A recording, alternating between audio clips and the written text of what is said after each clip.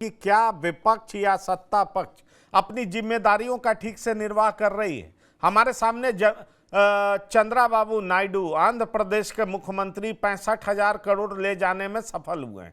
हम क्या कोई ऐसा स्पेसिफिक प्रोजेक्ट जिसको लेकर के हम सरकार पर, केंद्र सरकार पर दबाव बना सकें कि हमें भी इसके लिए इस मद में इतना पैसा दीजिए, क्योंकि विधानसभा चुनाव भी है और साथ ही साथ बिहार का पिछड़ापन दूर करने के लिए जो स्पेशल पैकेज की मांग कर रहे हैं हम, उसको लेकर के हम कर क्या रहे हैं विनय कुमार जी?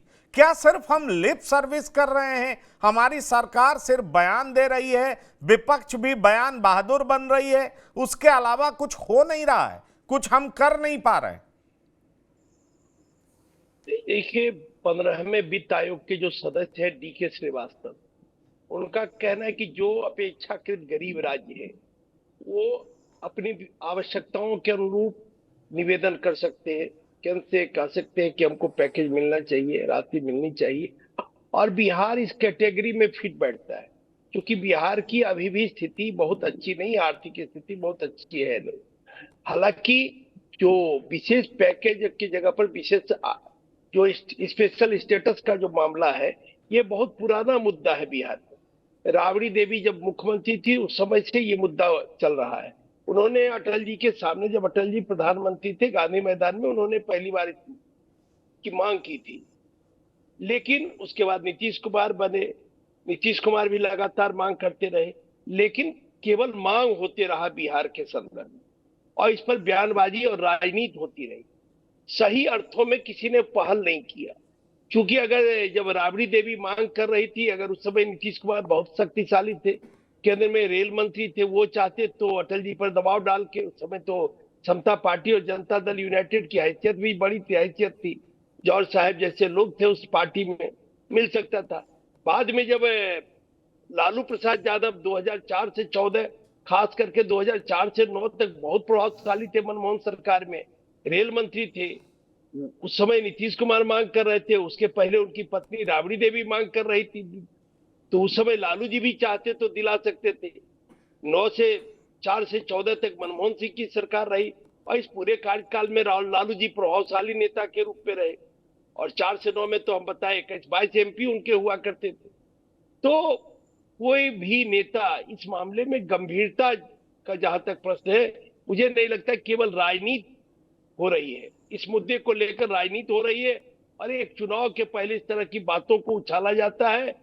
और इसी तरह का प्रधानमंत्री भी जानते हैं कि विशेष राज्य का दर्जा तो मिल नहीं सकता है, जो निर्णय हो चुका है पहले कि अब विशेष राज्य के दर्जा के लिए जो क्राइटेरिया है, उस क्राइटेरिया में भी बिहार फिट नहीं बैठ रहा है, क्योंकि उसके लिए जो कहा जा रहा है कि विशेष राज्य के दर्जे के लिए पहाड़ी भूमि होना चाहिए, कठिन भूभाग होना चाहिए, कम जनसंख्या का घनत्व होना चाहिए, जनजातीय आबादी का बड़ा हिस्सा होना चाहिए, सीमाओं पर रणनीतिक स्थान होना चाहिए, विदेश से जो सीमा अगर हो वो स्थान होना चाहिए, आर्थिक बुनियादी ढांचागत पिछड़ापन होना चाहिए, राज्य में वित्त की अव्यवहार्य प्रकृति होनी चाहिए। तो इन जो अभी क्राइटेरिया ले डाउन किया गया उसमें भी बिहार फिट नहीं बैठ रहा है। हाँ, इस क्राइटेरिया को बदला जा सकता है, और इसके बदलने के लिए कैबिनेट ही सक्षम है, इसके लिए कोई संविधान संशोधन नहीं करने की आवश्यकता पड़ेगी। ये कैबिनेट के द्वारा ही इस क्राइटेरिया को बदल के चाहे तो केंद्र सरकार बिहार को विशेष राज्य का दर्जा दे सकती है। लेकिन आप जानते हैं कि आंध्र प्रदेश के जो चंद्रबाबू नायडू है, 2018 में एनडीए से इसीलिए अलग हुए थे कि आंध्र प्रदेश को विशेष राज्य का दर्जा नहीं मिला था, और वो चाहते थे आंध्र प्रदेश को विशेष राज्य का दर्जा, और इसी पर मतभेद होने के कारण, चूंकि जो वित्त आयोग की रिपोर्ट आई उसमें कहा गया था कि अब किसी भी राज्य को विशेष राज्य का दर्जा नहीं दिया जा सकता है, तो आंध्र प्रदेश से चंद्रबाबू नायडू अपने को एनडीए से अलग कर लिए। हालांकि इस बार चुनाव के पहले फिर वो एनडीए के साथ आए, और एनडीए के साथ मिलकर केंद्र में भी सरकार चला रहे हैं और वहां आंध्र प्रदेश में भी सरकार चला रहे।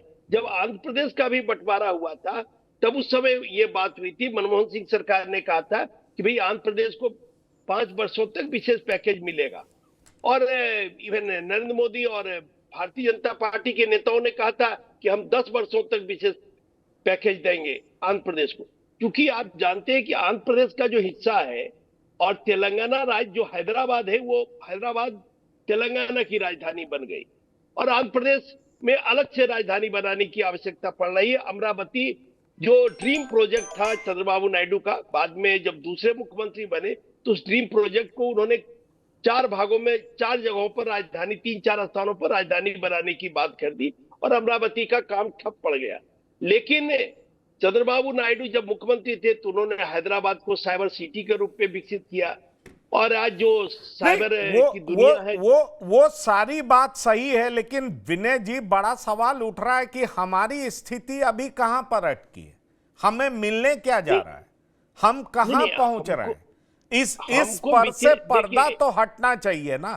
केवल ये काम तो नहीं होना चाहिए कि हम कोशिश कर दे रहे हैं, हम बयान देकर के अपनी जिम्मेदारियों को पूरा कर दे रहे हैं। हम कर क्या रहे हैं? अगर टीडीपी 65,000 करोड़ ले जा सकती है अपने राज्य के लिए, तो हम क्यों नहीं ले सकते?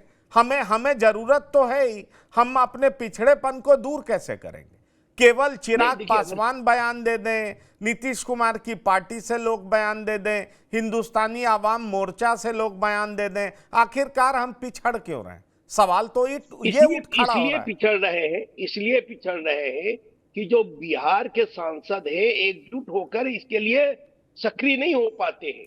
आपने जवाब दे दिया, आपने जवाब दे दिया। वही तो मैं कह रहा हूं कि हम लिप सर्विस कर ले रहे हैं, लेकिन ठीक ढंग से दबाव बनाने में कामयाब नहीं है। हम बस एक बयान देकर के कह देना चाहते हैं कि देखिए हम तो मांग कर रहे थे। इंद्रभूषण जी, पंकज जी नहीं, पंकज जी आप दिल्ली में हैं, आप बिहार केंद्रीय नेताओं से अगर बात करेंगे, केंद्रीय मंत्रिमंडल के लोगों से बात करेंगे तो बताएंगे कि दूसरे राज्य के एमपी लोग आ जाते हैं अपने राज्य में योजना ले जाने के लिए, पूरा योजना का लिस्ट लेके आते हैं, पूरा राज्य सरकार उनको समर्थन करती है। लेकिन बिहार से इस तरह की बातें नहीं हो पाती है, इसलिए बिहार को जो फंड मिलना चाहिए वो भी फंड वास्तविक रूप से नहीं मिल पाता है। और कई योजनाओं में 90-10 भी हो सकता है कि 90% केंद्र सरकार दे, 10% राज्य सरकार दे।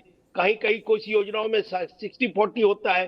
तो वो चूंकि बिहार की स्थिति खराब है तो केंद्र चाहे तो उन योजनाओं में ज्यादा अनुदान दे सकता है बिहार को, लेकिन इसके लिए एकजुट होकर प्रयास करना पड़ेगा तमाम एमपी। जो अभी तक बिहार में इस तरह की बातें नहीं, राजनीतिक बातें ज्यादा होती है, काम की बातें कम होती है।